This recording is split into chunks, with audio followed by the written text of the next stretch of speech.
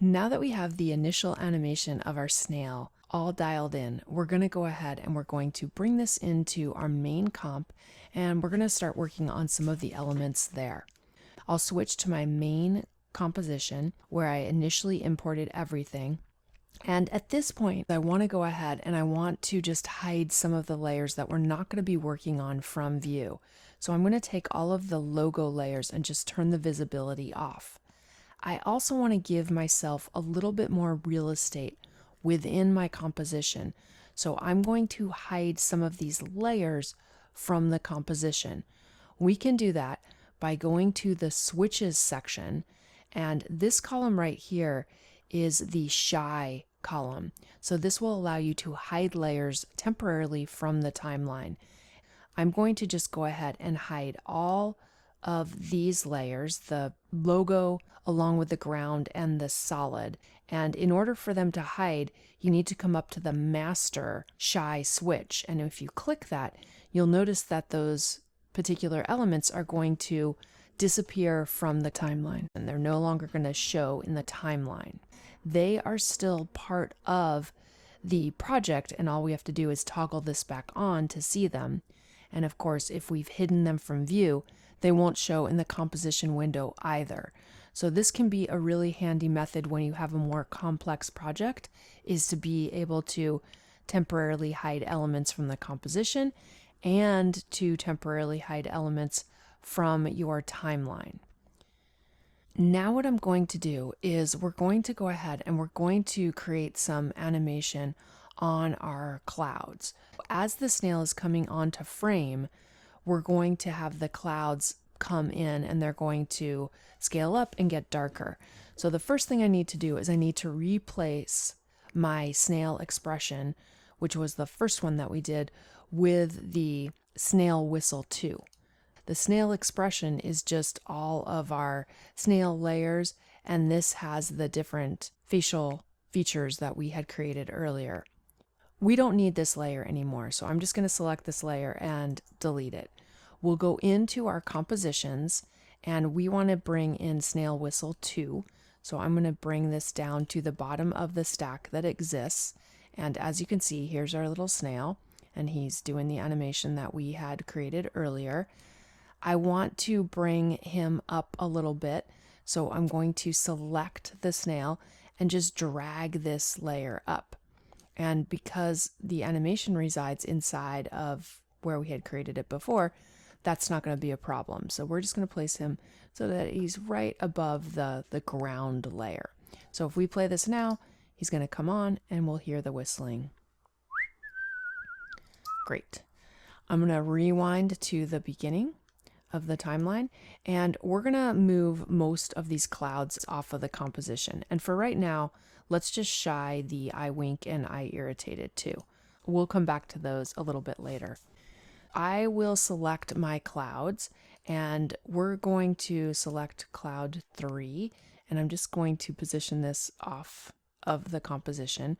Cloud 2 is going to be off of the composition. And then we're going to take cloud 1 and we will animate this on a path. What we'll do to start off with is we're going to scale the cloud down. So I'm just going to click, hold, and drag and reduce the size of the cloud considerably. So maybe we'll just scale this down about 40-ish%. And I'm going to have this cloud start so it's almost off the screen. And we want the cloud to follow a little path. So what I'm going to do is I'm going to make sure that nothing is selected. I'm going to grab my pen tool and I'll just click, hold, and drag to drag in a little bit of a path for my cloud to follow. And that looks pretty good. Then I'm going to go into the shape layer.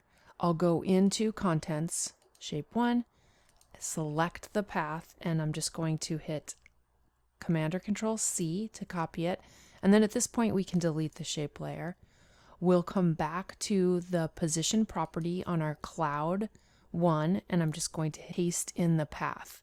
So we've done this before. This is a way that we can have an element follow a specified path. And I'm just going to smooth out the handles on my path a little bit here. If we play the animation, you'll see that the cloud is going to follow the path that we've created. Let's go ahead and place the cloud at its final resting point at about 4 seconds. Because I want to stretch out the entire animation, if you have all of your keyframes selected and you hold down your Option key and you click, hold, and drag on either the first or the last keyframe, all of the keyframes are going to stretch at the same rate.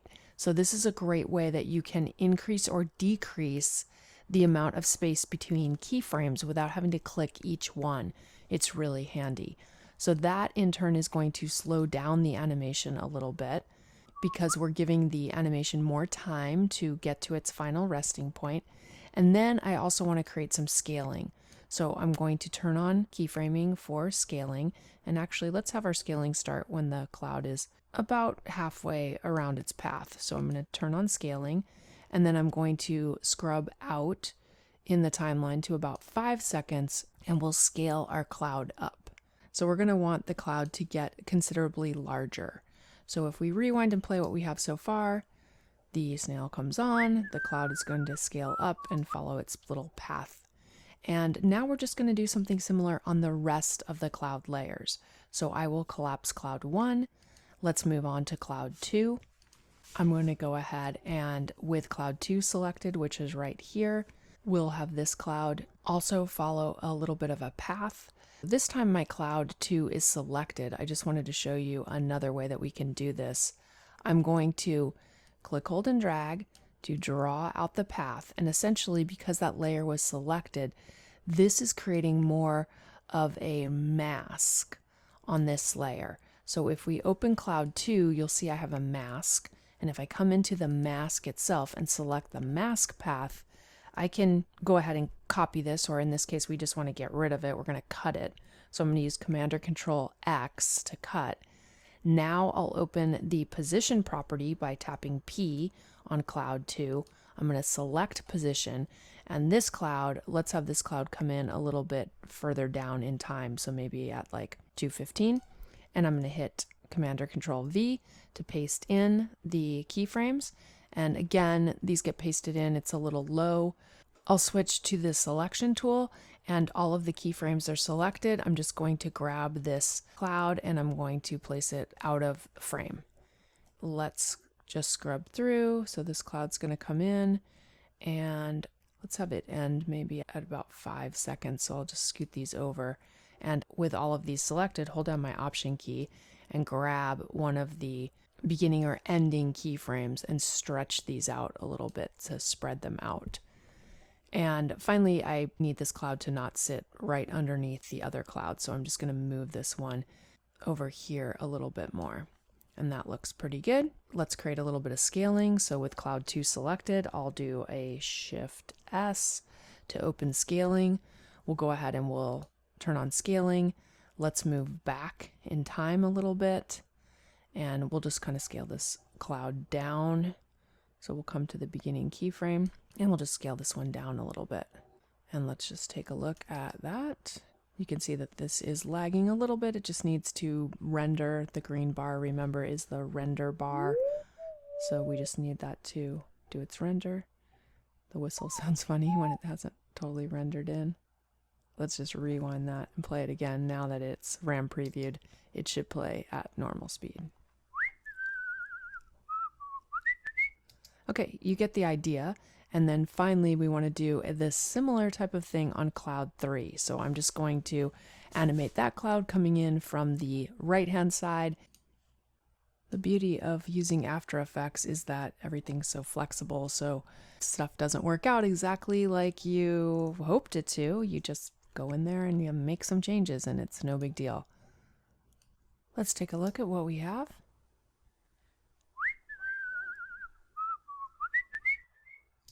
Okay, that is starting to look pretty good. The other thing that I want to have happen is I'm going to want my clouds to start to turn dark.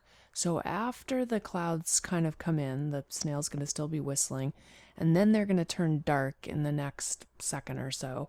And we're going to need to create some more snail animation eventually, but we're going to have our snail turn a little worried, and then he's going to get a little irritated.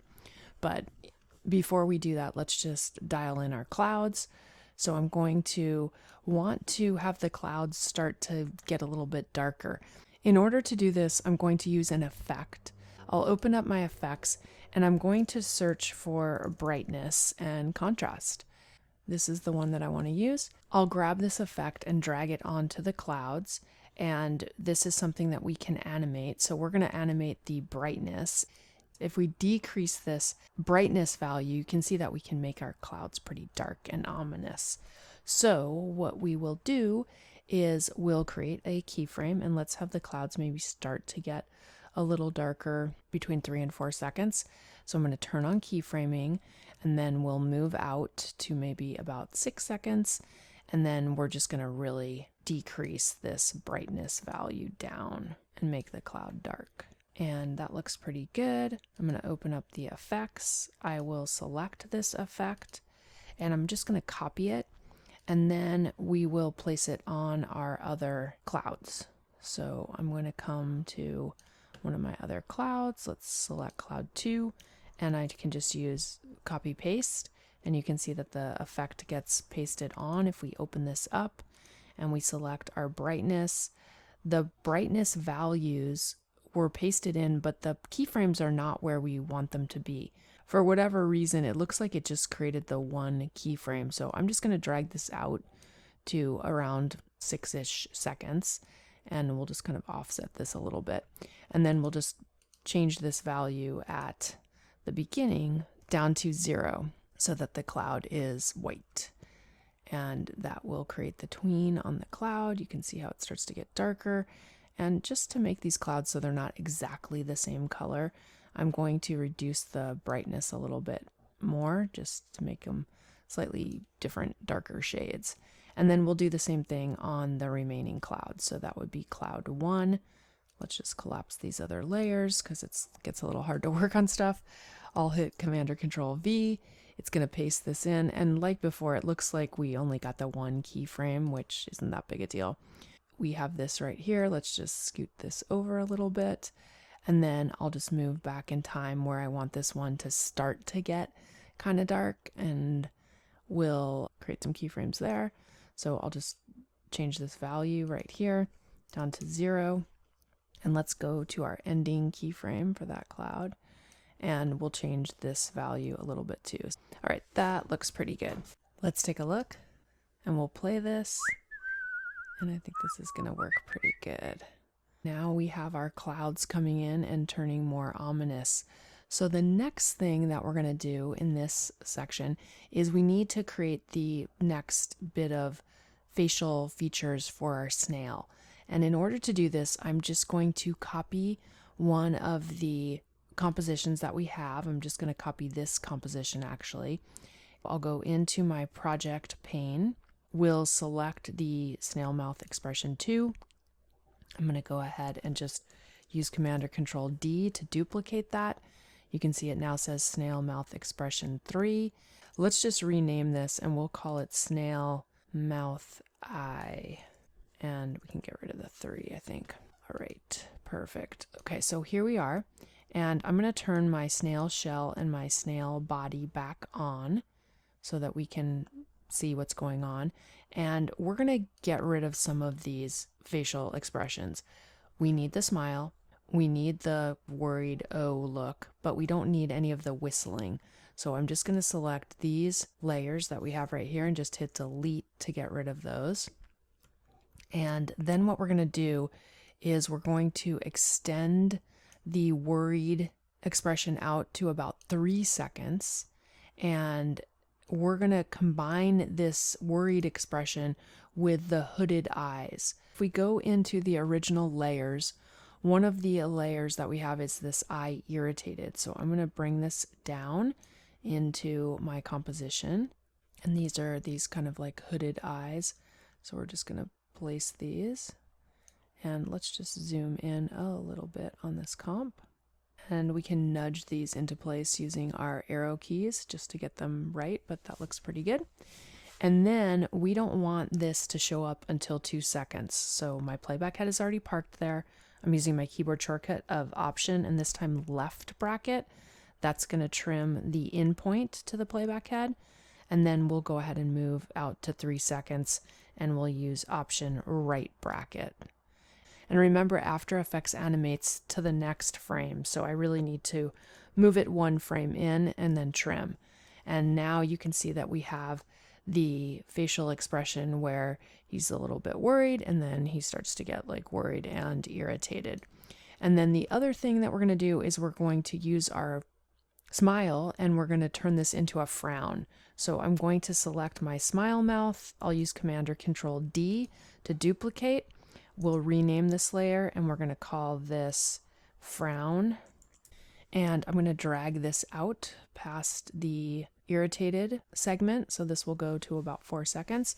And then to create the frown, we're going to actually open scaling. We're going to unlink the values, and we're not setting keyframes at all here. But what we want to do with the mouth is we want to flip these numbers so that they're completely opposite. So if I change the Y value to negative 100, you can see now I have like a little frown.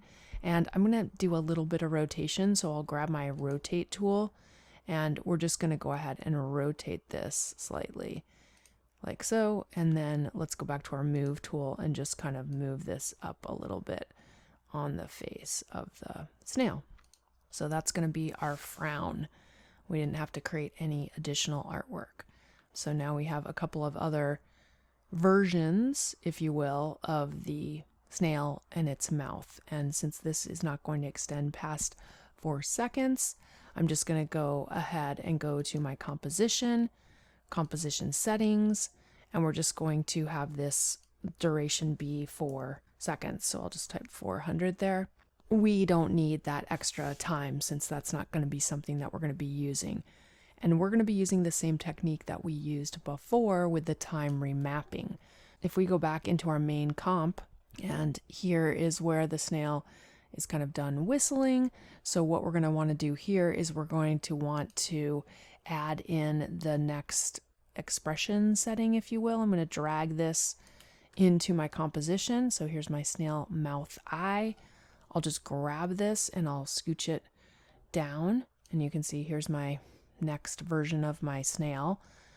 I'll keep this snail on frame and just use it to align this perfectly. So I'm just going to place this right over the existing snail. And if you really are trying to line something up, you can always go into modes. And if you change the blending mode to difference, this is a great way that you can use a blending mode to see if something is perfectly aligned. So if I use my arrow tools and I start to nudge this next instance of the snail, when the snail is black as it can be, then we know that the snail is going to be perfectly aligned. The body is totally black. I know that they're in the exact same location. So I'll go ahead and I'll change this blending mode back to normal. And then we're just going to pop this out by 1 frame. Here's the snail whistling. And then we're going to go into our next instance, which is our smiling snail, but we don't really want the snail to be smiling. Remember this, at this point the clouds have come in, the snail's going to get a little worried. So let's right click on this layer. We're going to go into time, enable time remapping, just like we did before. That's going to create these keyframes for time remapping. And at this point, we can just change the seconds right here. So there's the worried right there, and that's going to be the first instance that we're going to want to show. And it looks like I didn't have my playback head right in the right spot. So let's just eliminate this first keyframe, and I'll just grab this one and scooch it all the way over so that he goes from whistling to being worried. Right now, if we scrub through, he'll eventually get to the irritated state. And then here's the sad state. We'll ultimately be wanting to make the hold keyframes. Let's just do that right now. I'm going to select both of these frames. I'll right click and we'll toggle the hold keyframe. So this is just going to hold on the worried look. And, eventually, like let's just say at 6 seconds, we want to have the hooded eyes show up. We'll just scrub forward a little bit so that we can get to the place where the hooded eyes show. this is going to allow us to kind of call out or initiate these different instances of our snail. And we'll have the frown show eventually. But I just wanted to kind of set up this part of the animation. Hopefully this taught you a couple of new techniques, and we also just harnessed some of the things that we've learned up until this point to start to build this comp and make it a little bit more interesting.